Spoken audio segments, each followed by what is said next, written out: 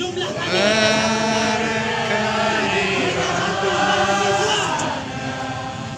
tergusur dan lapar, Bunda relakan darah juang kami.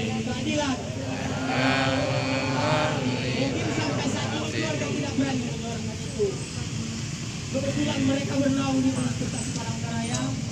Kami saudara dan kami keluarganya, Pak. Tolong dengarkan rintihan kami. Bapak pernah sadar nggak? Kalau orang yang tiga itu bagian dari hidup Bapak, istri Bapak, anak Bapak, menantu Bapak. Terima nggak kalau terduga sampai saat ini belum dijadikan tersangka? Kami butuh keadilan, Pak. Tidak butuh yang lain. Buktikan, kami butuh bukti bahwasanya hukum itu tidak tajam ke bawah, tapi tajam ke segala arah. Kami tidak bermain-main. Ini barang yang